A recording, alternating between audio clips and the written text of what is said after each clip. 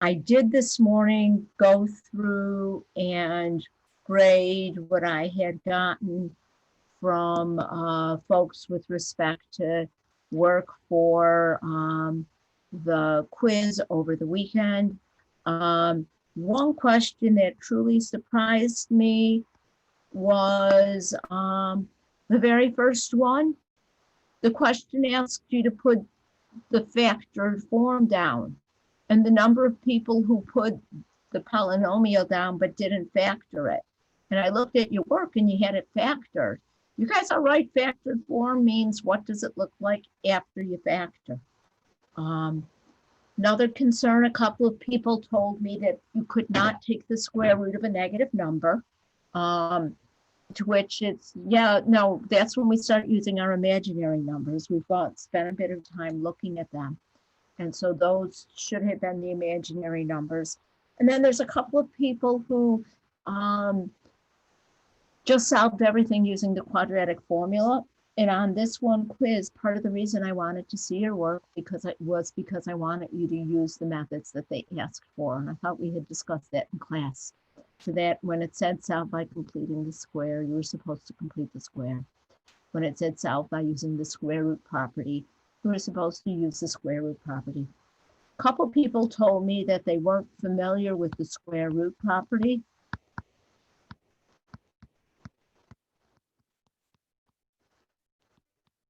And so I think the one on the test with the square root property was something like, let's say maybe x plus 3 squared equals 19. And so on one side, we just have something squared. On the other side, we have a constant. What we're going to do is we're going to take the square root of both sides. What we have to remember is when we take the square root of that constant, we get 2.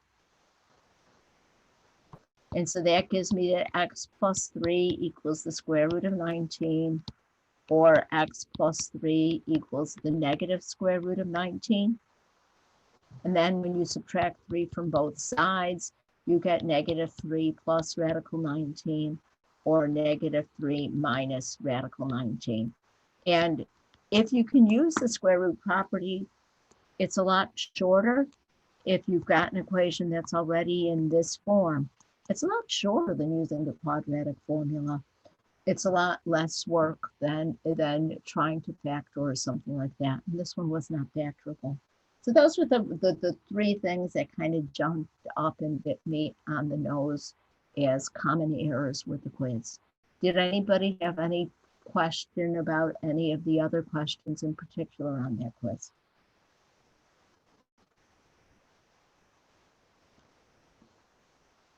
I think if you submitted your work in Blackboard, you should be able to click on something in the Blackboard gradebook to show you the graded paper with my comments on it. So other than that quiz, let's go back up a little bit. Today we're going to finish looking at inequalities. That section on inequalities, that section 1.7 is the last section of the chapter. So hopefully we're finishing the chapter today, which means we'll review on Wednesday. And if you look at the course schedule, I believe that this Friday was the day for the test because you're taking it on your own time. I was going to have it available after class on Wednesday. And initially I was going to have it due by the end of the day Friday, but I'm thinking, well, so I'm going to give you to the end of the day Saturday. Does everybody see that this is Saturday and not Sunday? You will have until the end of the day Saturday to finish the test. And again, this is all, we'll see how far we get today. If we don't get through the inequalities, we might push that down the road a little bit. But I do believe that we'll be reviewing on Wednesday. And so I figured if the review is last time Wednesday, some people might want to take the test right after the review Wednesday and take it closer to Wednesday than to Saturday. So it's available Wednesday to Saturday. Yes, it'll be available from 12:30 Wednesday until 11:59 Saturday evening. Okay. And again, I gotta see your work in Blackboard. You've got to submit your work in Blackboard, neat and numbered. And could you guys do me a favor and try to do the pages in order, because some of them I'm like playing hopscotch through the pages. You know, I'll still accept it, but it would just make my life easier if you put the pages in order. And again, if I don't see that work, that question will not count on your test. All right. Now let's then pick up from where we left off, which was inequalities. And I have to apologize. If I remember correctly, in class on Friday, it was kind of a nightmare because I had to reset my router. On my husband's advice, I'm going to reset the router, reboot the router every morning before class and before my day starts. And so hopefully that will avoid that problem ever again. It's a learning curve. When we looked at inequalities, we were looking at that interval notation.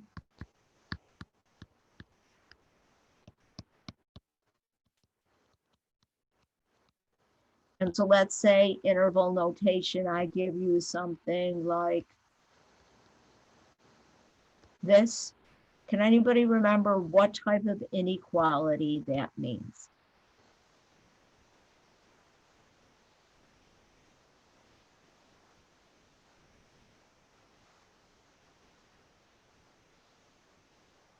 The lowest value is 2. The highest value is 7. I'm looking at numbers in between. Can it equal to if it's got the square brackets?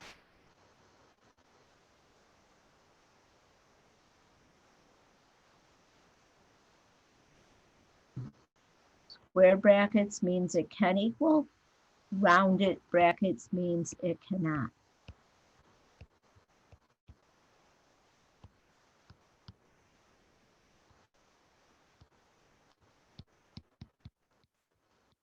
And you guys are being really quiet today. Does this, being a translation of that interval, work for everybody or not?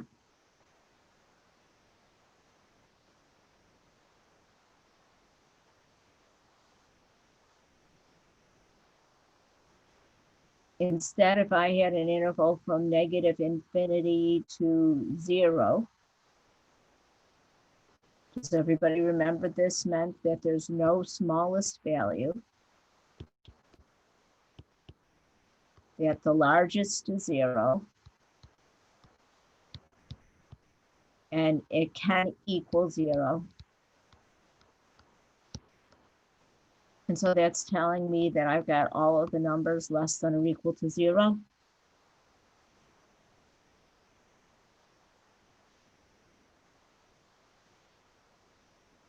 Let's say I have an open interval from 100 to infinity. The infinity tells me there's no largest value. The 100 is my smallest value. And that it's rounded means that it cannot equal. And so that tells me that x is strictly greater than 100. Smallest value is 100, and I'm not equaling it.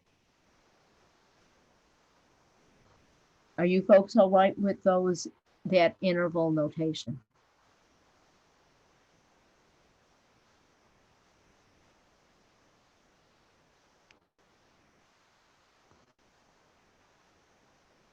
Okay. If interval notation is all right, then where we did not get to in last class were set operations.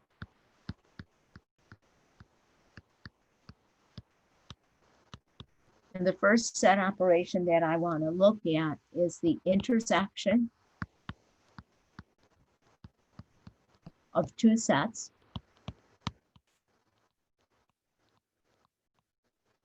The symbol for intersection is kind of like an upside down U. And when I take the intersection of two sets, the intersection is what they have in common.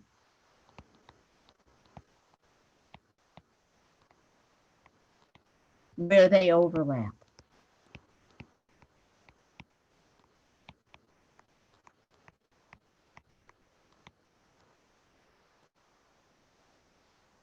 To find the intersection of two sets, with the way we're going to be looking at it, we'll be actually looking at the intersection of two intervals.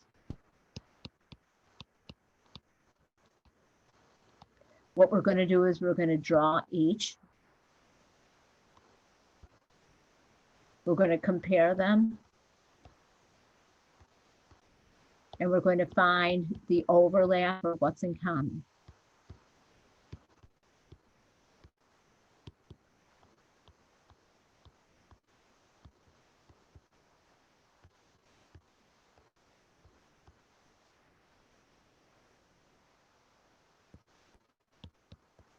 So let's say, for example, I have the interval open at 0, closed at 7, intersect the interval closed at 4 to infinity.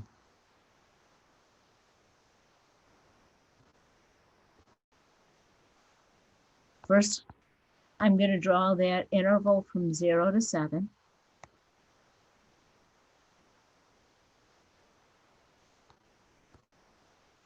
It's going to be open at 0, closed at 7, and I want all of the values in between.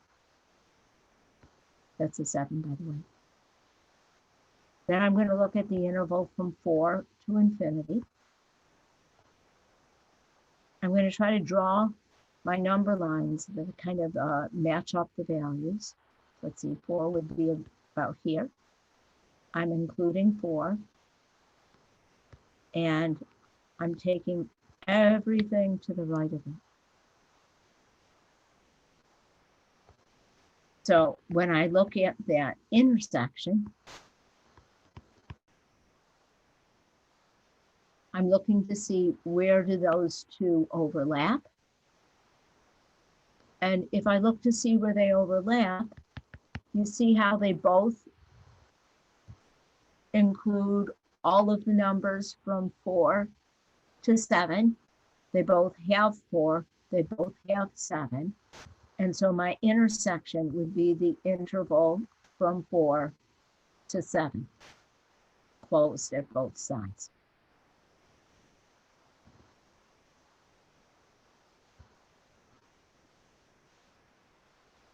Instead, let's say I have closed interval from 1 to 10, intersect an open interval from -3 to 6. Then I'm going to draw them each on a number line. The first one from 1 to 10.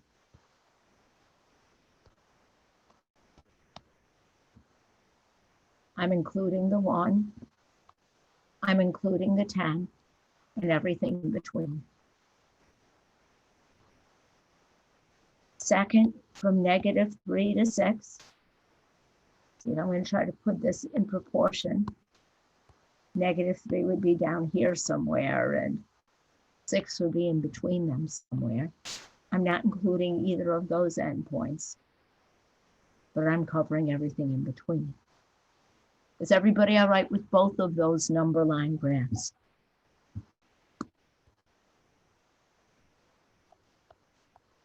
So now when I try to see where they overlap, what they have in common, when I compare them, let's see, it looks like they both include 1, and they both go up to 6, but you see how this one does include 6, but this one doesn't. And so my overlap, I am including 1, I'm not including 6, but I'm including all of the numbers in between.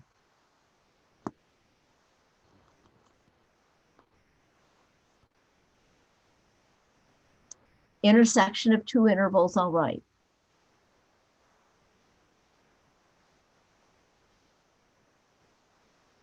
I'm not hearing anything. Can you guys hear me today?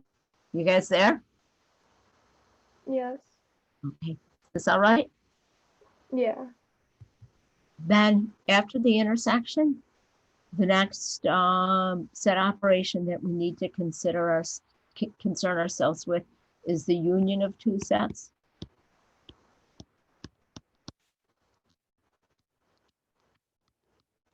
The symbol for union is like a big elongated uppercase block U. And the union includes every element of each set.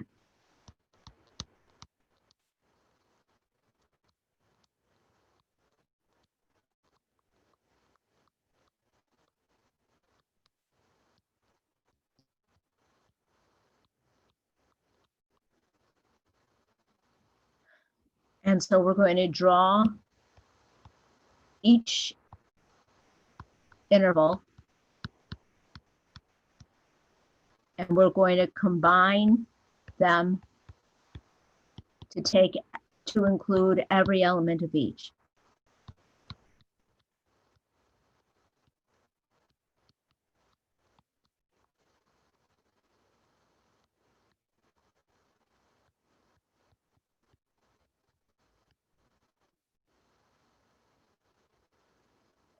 And so if we look at an example,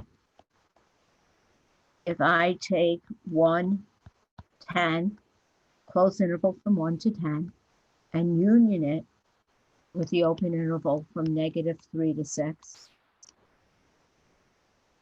and we drew that interval from 1 to 10 already, we're including 1, we're including 10, and everything in between. Then I'm going to look at the interval from -3 to 6. We're not including -3.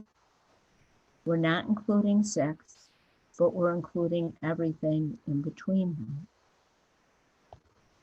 So now, when I take the union, I'm not looking at the overlap, but rather I'm looking at the combination.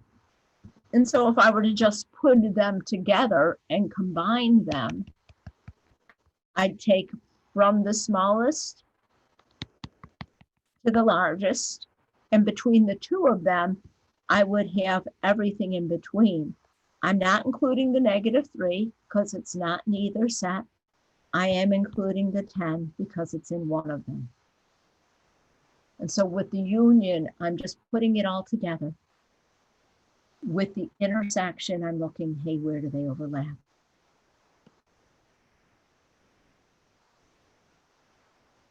That one, all right. Am I going too fast or are we okay?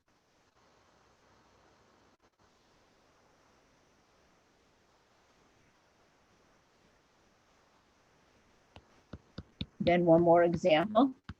If I were to take -infinity to closed at 2, union closed at 7 to +infinity. If I were to look at both of those on a number line, -infinity to 2, I'm including 2 and everything less. 7 to infinity, I'm including 7 and everything greater. So when I put those together, I want to add everything from the first set to everything from the second set. And they don't really overlap at all, but I'm putting them together. So here, the only way to write that would be -infinity to 2, union 7 to infinity. They don't have any overlap. They don't combine at all.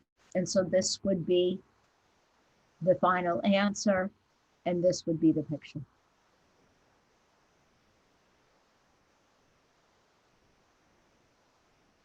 Everybody all right?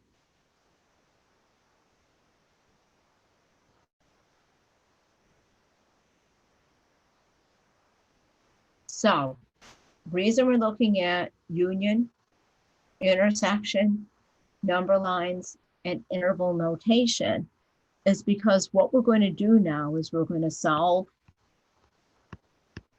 first degree inequalities.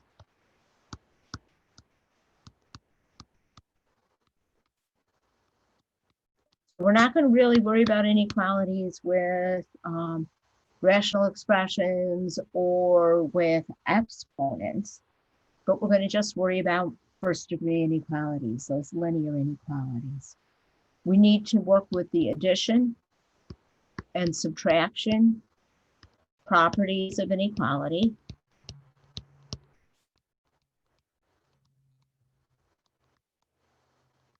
Which says you can add, can add or subtract the same quantity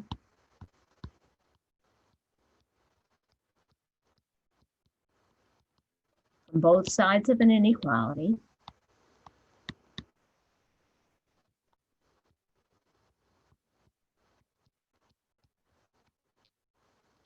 and it remains the same.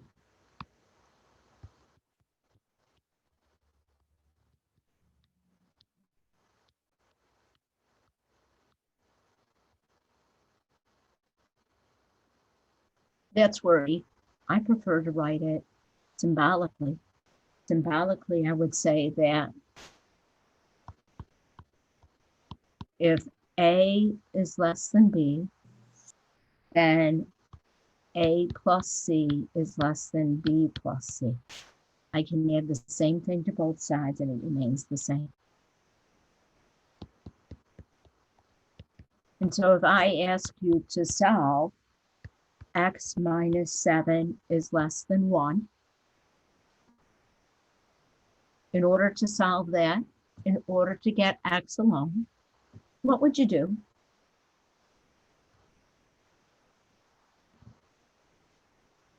Add 7 to both sides. Add 7 to both sides. Beautiful. I'm going to write this 7 equals 7 to make sure I'm adding the same thing. But that inequality is going to stay the same, and I get x is less than 8. Interval notation, 8 is the largest number. It can't equal 8. There is no smallest number. Another example. Let's say I have x plus 9 is greater than or equal to 17. Are we in agreement to solve this? I'd subtract 9 from both sides.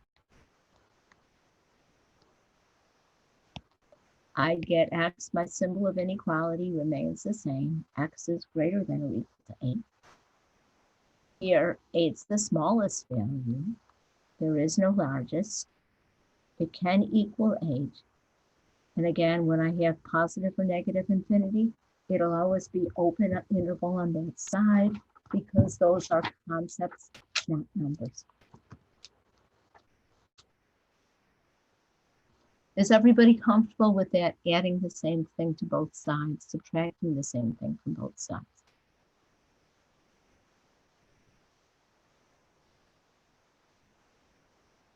Hearing no concerns then, I want to then look at multiplication and division. Properties of inequality.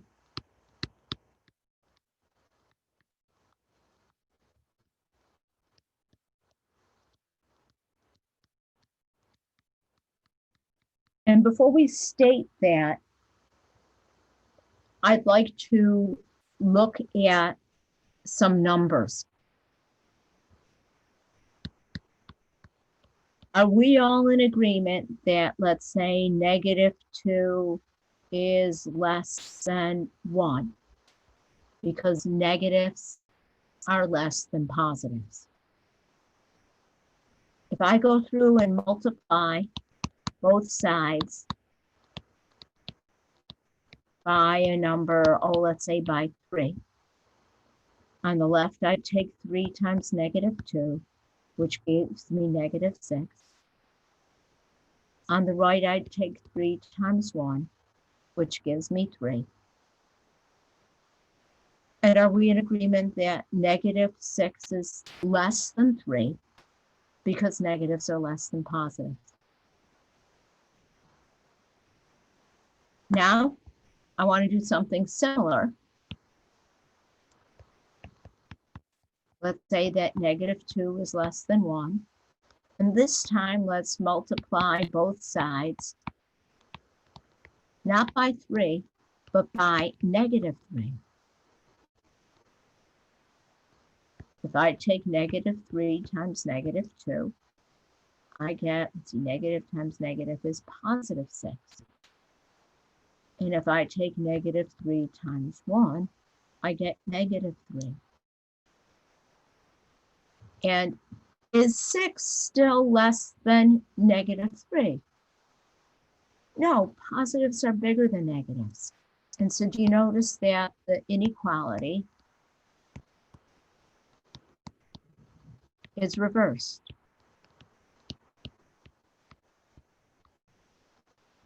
And so notice that if I multiply by a positive, it stays the same.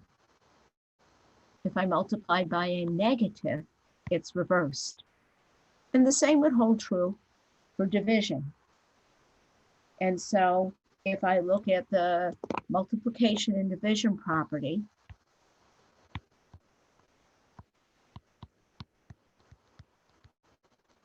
of inequality,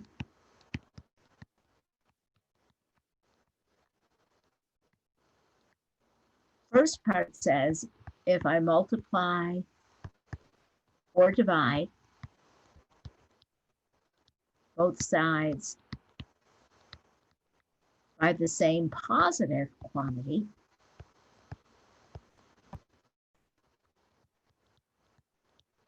the inequality remains the same.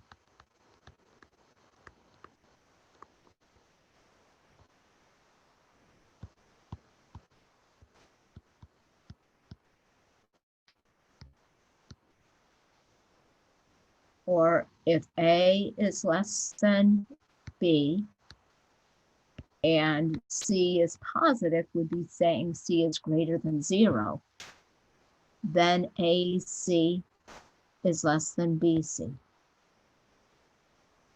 But like the example above, if I multiply or divide both sides by the same negative, the inequality is reversed.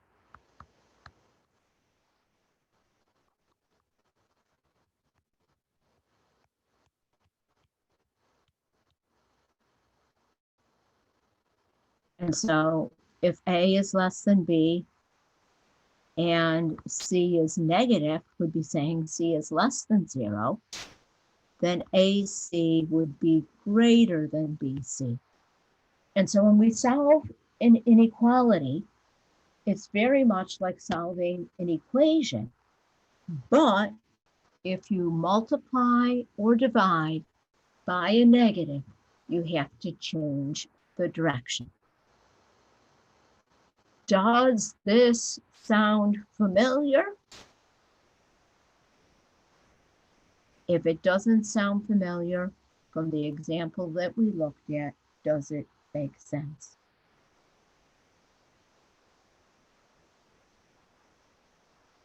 If so, let's look at some examples. Let's solve and let's write the solution in interval notation.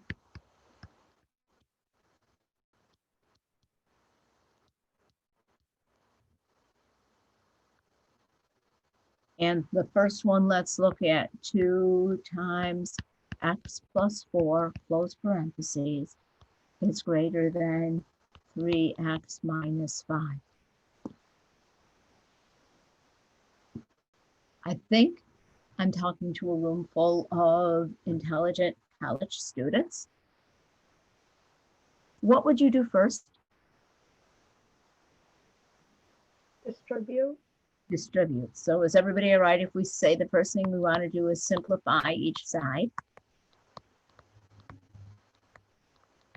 Just like if we were solving an equation, and here we'd have to distribute. Beautiful answer. Then, does it make sense that we want to add or subtract to get all the variables together?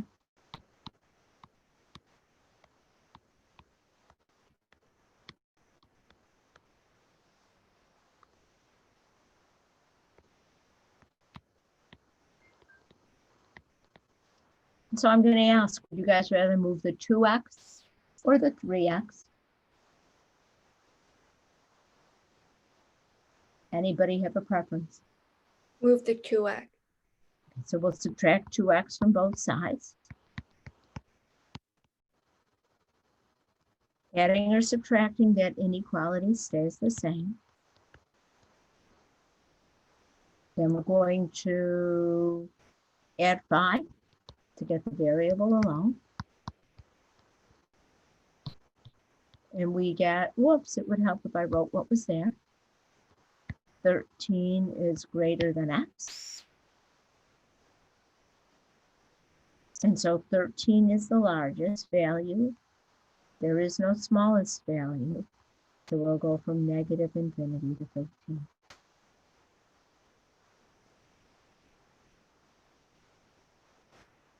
That one, all right.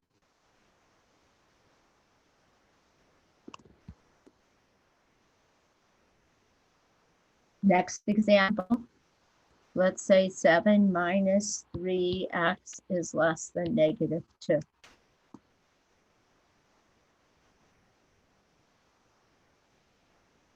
Here, we only have one variable, so we don't need to move the variables. In order to get the variable alone, let's subtract 7 from both sides. Gives me negative 3x is less than negative 9. And now with this one, to get the variable alone, we need to divide both sides by negative 3. And because it's negative, those are the ones where we have to remember to change the action of our inequality. So we get that x is greater than 3. So interval notation, 3 is the smallest value. We want numbers greater, so we'll go up to infinity. We cannot equal to 3, so it's rounded. And again, we don't equal infinity, so we're rounded on both sides. And that general idea that if you multiply or divide by a negative, it reverses. Otherwise, it works just like an equation. Comfortable with that?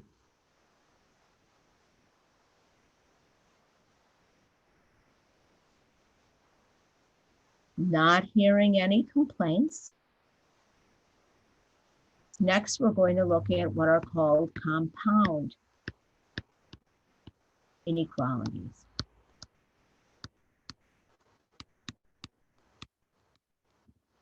In a compound inequality, it's when we're solving two at once.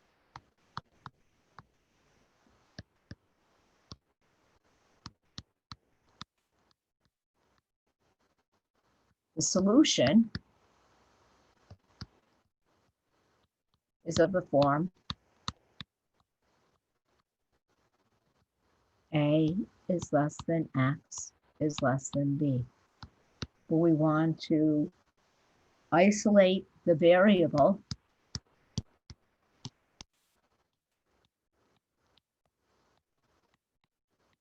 in the center of the inequality.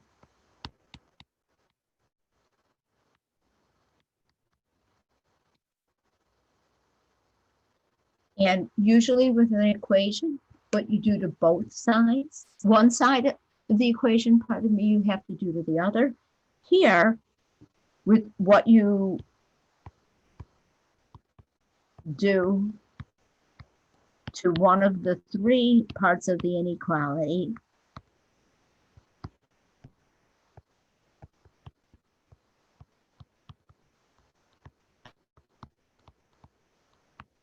you must do to all three parts.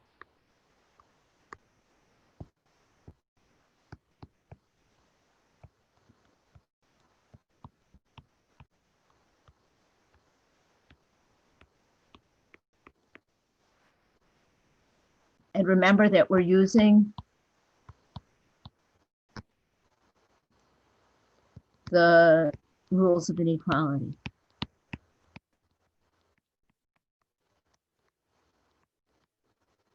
Which means if I add or subtract, my inequality stays the same. If I multiply or divide by a positive, it stays the same. If I multiply or divide by a negative, it's reversed. So let's look at an example. Let's look at -8 is less than or equal to 6 minus 2x is less than 12.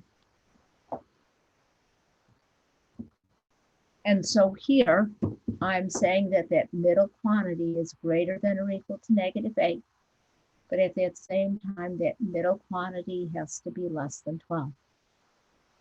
I want to try to isolate the x in the middle.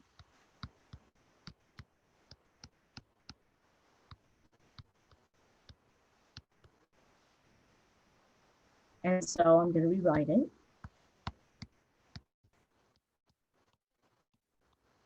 If I just look at this middle part, in order to get x alone, just looking at that middle part, what would you do?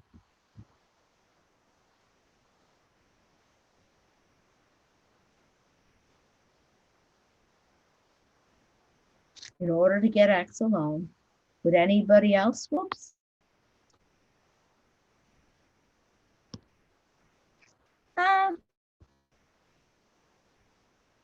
I apologize.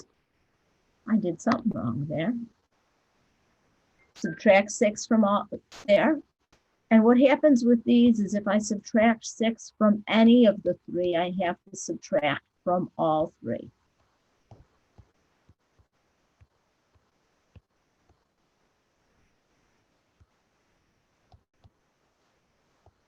Parts of the inequality. And so -8 minus 6 is -14. Here, 6 minus 6 would leave me with -2x in the middle. And here, 12 minus 6 would be 6. And because I'm adding or subtracting, my inequalities stay the same. Now, well, before I go any further, is everybody all right with that part?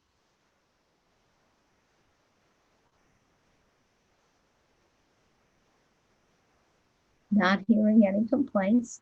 Now to get x alone, does everybody see we need to divide by -2? And again, if I divide anything by -2, I have to divide everything by -2. 14 divided by -2 is 7. -2x divided by -2 is x. 6 divided by -2 is -3. And remember, if I'm dividing by a negative, they're going to be reversed.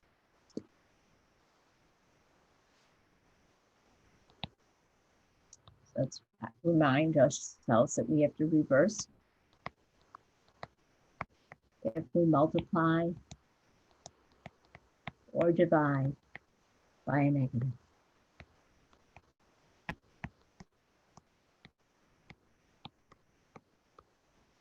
And so now -3 is the smallest. 7 is the largest. I can't equal -3. I can equal 7. So this would be my solution. Why can I not spell today? Sorry about that, folks. Solution, S-O-L-U-T-I-O-N.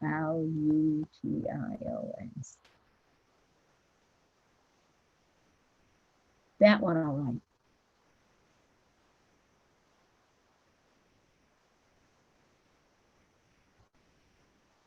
Let's try another. This time, Let's look at -6 is less than or equal to 1/2 x minus 4 is less than -3. And again, we want to isolate the x in the middle. And so I am going to shut up and give you folks a minute to figure that one out.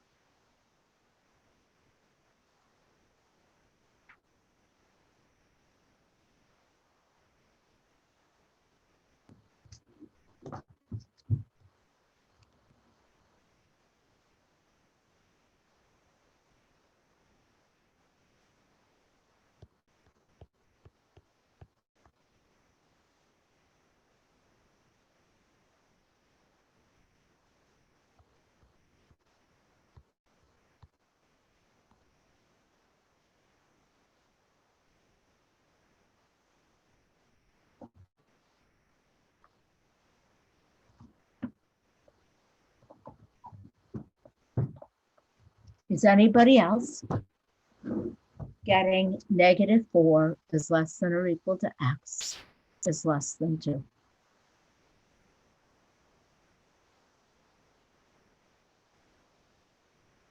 Does anybody want details?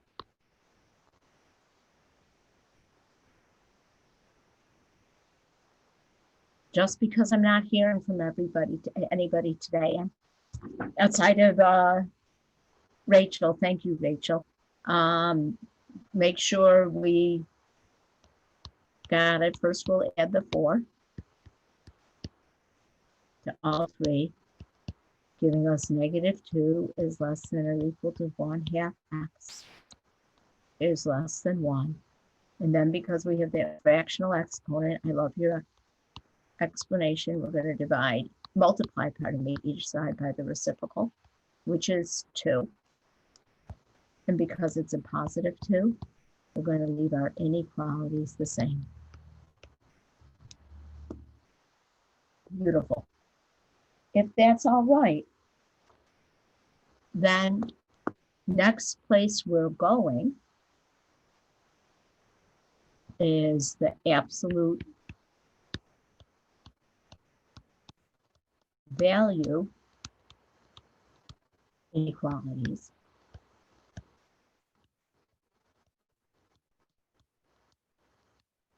And when we look at absolute value inequalities, we're going to see that there are 2 different cases.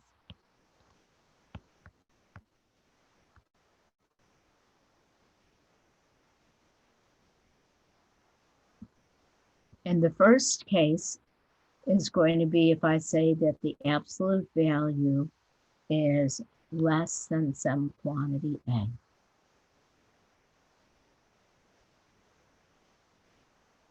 And in order to come up with what happens, let's look at an example.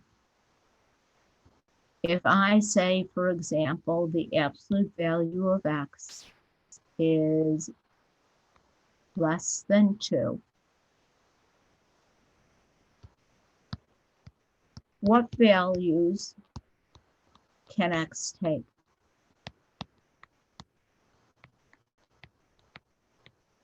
If I look just at whole numbers, x could equal 1. The absolute value of 1 is less than 2.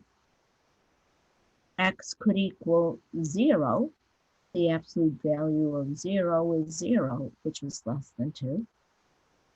X could equal -1. The absolute value of -1 is 1, which would be less than 2. But could X equal -2? Could X equal -3? If I look at the absolute value of -2, that would be 2, which is not less than 2. If I look at the absolute value of -3, that would be 3, which is not less than 2. And so does it make sense if the absolute value of X is less than 2, X can be any number less than 2, but it has to be bigger than -2. And so in general,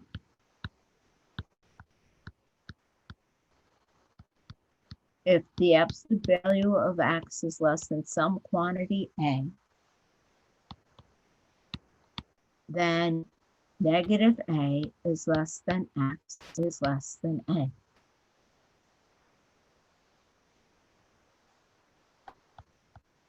To solve an absolute, well, you know what?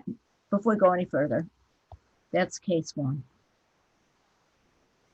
Let's look at case 2.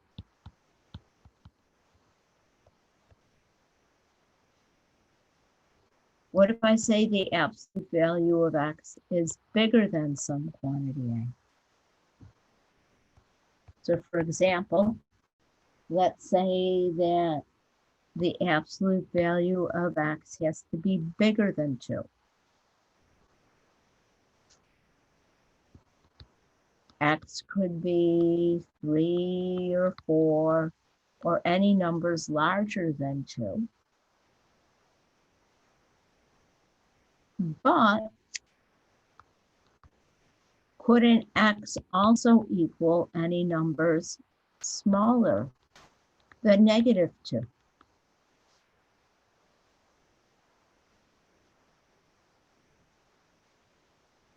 So to solve the absolute value of X is greater than A, we get that X can be greater than A, or X can be less than -A. X can be greater than A, and we're going to combine it, we're going to union it with X less than -A. And we have 2 parts.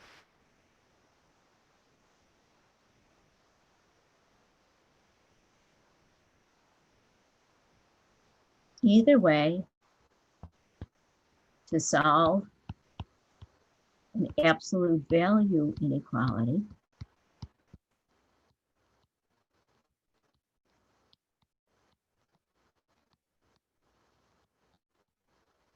the first thing that we want to do is isolate the absolute value.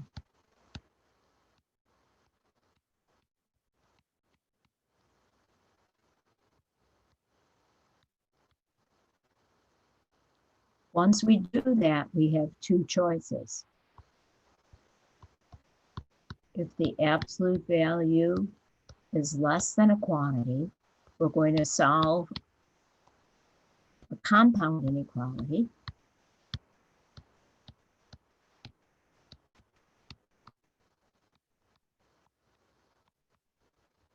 -A is less than X is less than A.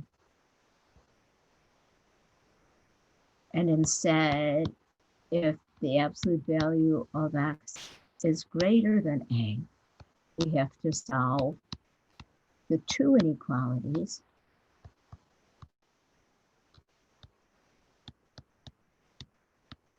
Either X is greater than A or X is less than -A, and take the union of their solutions.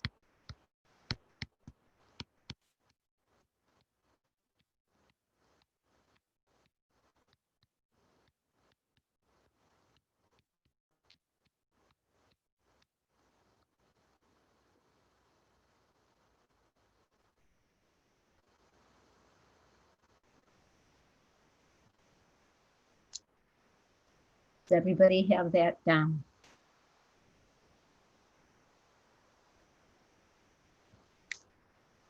Is everybody still there?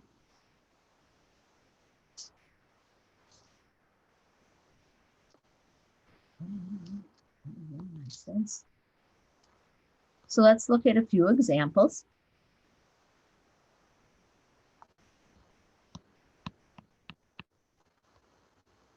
Let's solve each of the following.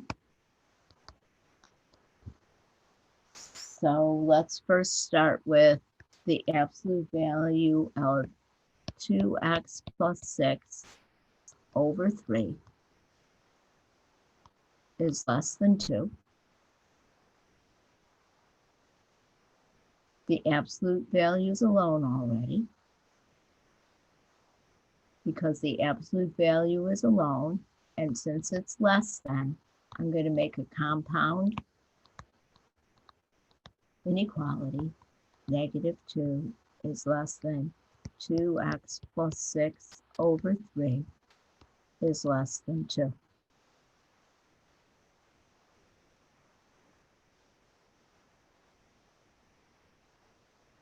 Now, to solve that, I would first want to clear the fractions by multiplying by 3. And again, if I multiply any part of that compound inequality by 3, I have to multiply every part of that compound inequality by 3. On the left, I get -6. On the right, I get +6. And in the middle, the 3 would cancel, leaving me with 2x plus 6. Now it looks real similar to that first compound inequality that I solved. First, I want to get and again, that 3 that I multiplied was positive, so that they all stay the same. Now, in order to isolate that x, I'll subtract 6 from each part. And I get -12 is less than 2x is less than 0. Then to fully isolate the x, we'll divide each by 2, giving me -6, x, and 0. And because it was a +2, my inequalities remain the same. Interval notation then, the smallest value is -6. The largest value is 0. I can't equal -6. I can't equal 0.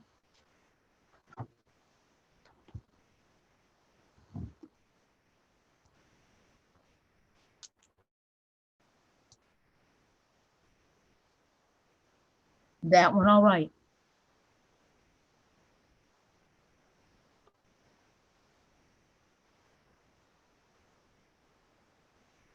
If so, let's look at another example. This time, let's take 4 plus the absolute value of 3 minus x over 3 is greater than or equal to 9.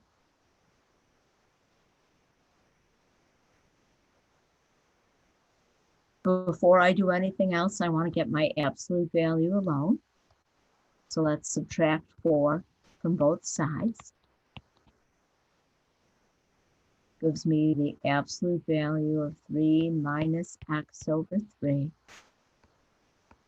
is greater than or equal to 5.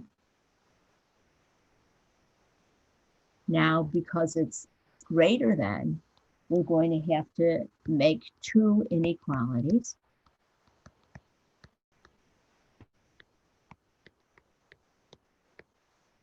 We're going to get 3 minus x over 3 is greater than or equal to 5, or 3 minus x over 3 is less than or equal to -5.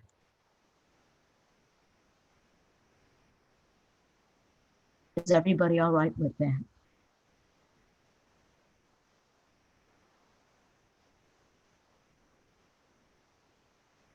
Now to solve, we'll want to get the x part alone. So here I'll subtract 3 from both sides and get negative x over 3 is greater than or equal to 2. Now let's multiply both sides by negative 3. And I get x, remember, because it was a negative, I have to change the direction. X is less than or equal to negative 6. And then we'll do that same type of work on the other side. Subtracting 3 from both sides gives me negative x over 3 is less than or equal to negative 8. And then I have to remember to get x all alone.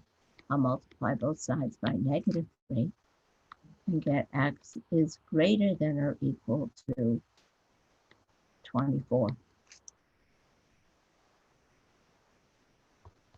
So I'm going to be, let's see, negative 6 is the largest. There is no smallest. It can equal. On this side, 24 is the smallest. There is no largest. It can equal to 24. And I'm going to take the union of those two.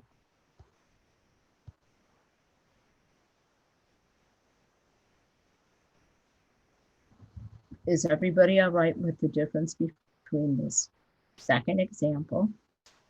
When I'm saying it's greater than, I have to separate it into two inequalities. The first example, or I'm making two inequalities when it's less than, but the nature of those inequalities, I can solve it as a compound inequality.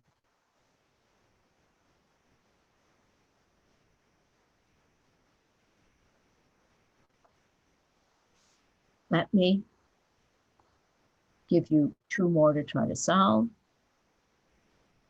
First, let's look at negative 3 times the absolute value of x plus 7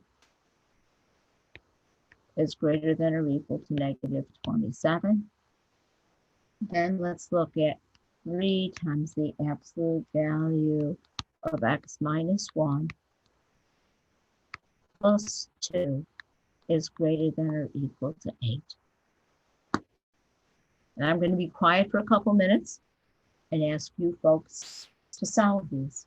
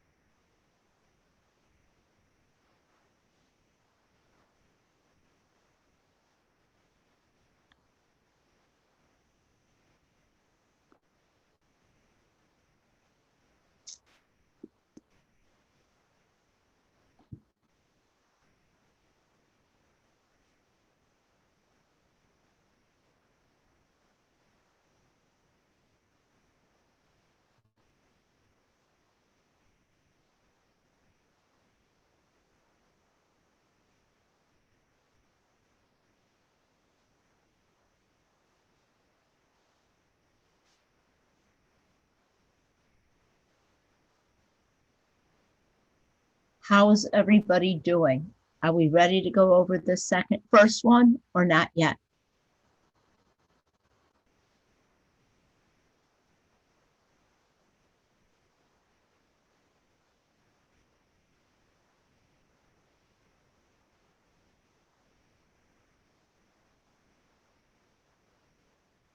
Should I wait or do it?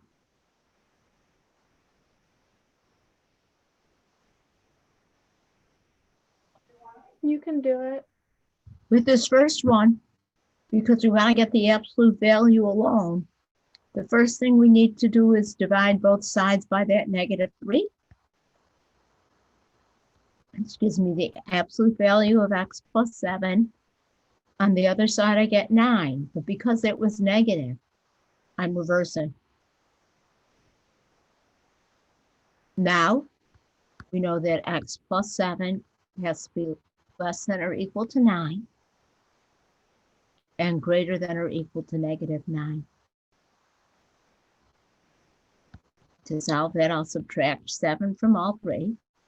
Gives me -16 on the left, x in the middle, and 2 on the right. When I add or subtract, the inequality stays the same. So I get the closed interval from -16 to 2. That one okay? Are we ready for the second one or not yet?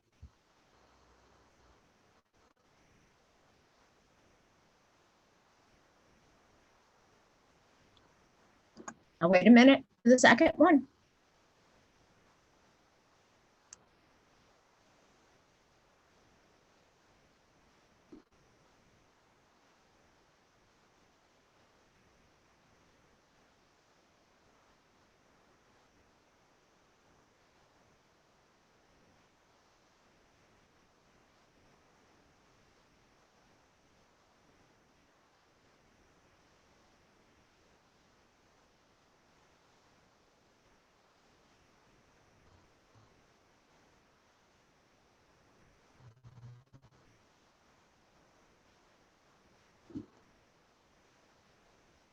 Are we ready for that next one or no? I am. All right. First, we got to get the absolute value alone. To do that, we'll need to subtract the 2 from both sides. Gives me 3 times the absolute value of x minus 1. Because we're adding and subtracting, the inequality stays the same. Absolute value still isn't all alone. We have to divide both sides by 3. Gives me the absolute value of x minus 1. Over here I have 2. Because it was a +3, my inequality stays the same.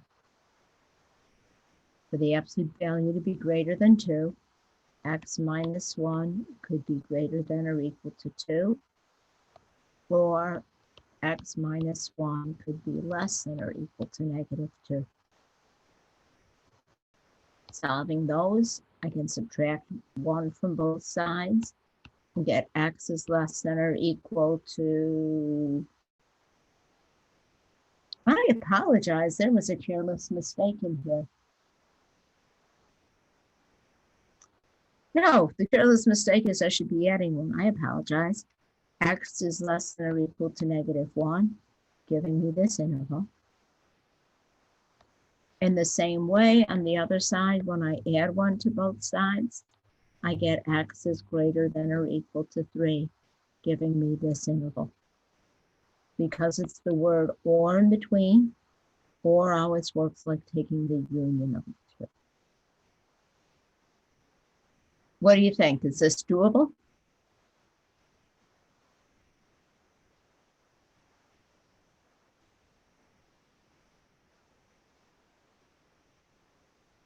If so,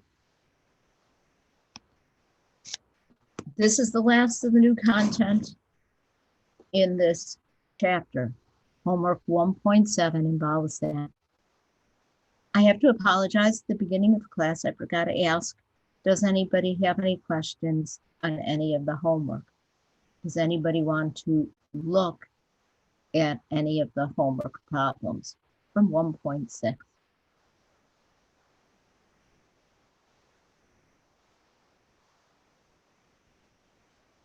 If not,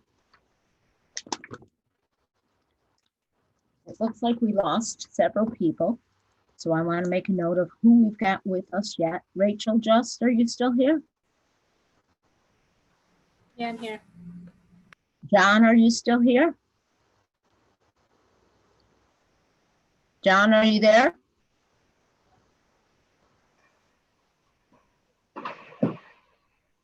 Nick, are you there? I'm here. Ben, are you here? Ben, are you here? Maddie, are you here?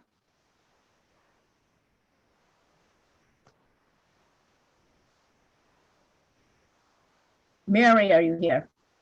I'm here. Good. Jenna, are you here? Yeah, I'm here. Jamie, are you here? Yeah, I'm here. Maddie, are you here? John, are you here? All right, this is like taking attendance again at the end of class. And so what we just did was we took an attendance quiz.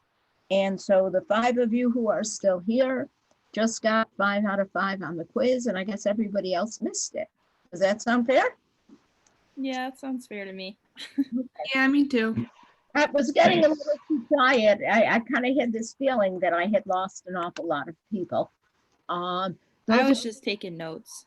That's perfectly fine, and that's why I kind of thought that maybe today I'd take attendance again. That's perfectly fine if you're quietly taking notes and you don't have a question. That's okay. But I'm worried about the people who didn't stick around for the notes. And so maybe I need to start taking attendance both at the beginning and the end of class. I was going to say, I noticed some people came in that weren't in class at the beginning, but they're not here to tell me that they're in class at the end. So I guess I don't need to tweak my attendance. Were all of you here at the beginning? Yep. Yeah. All right, do any of you want to look at anything? Is what we did okay for today? Do any of you have a question about anything from the homework? No, I'm good. No, Good.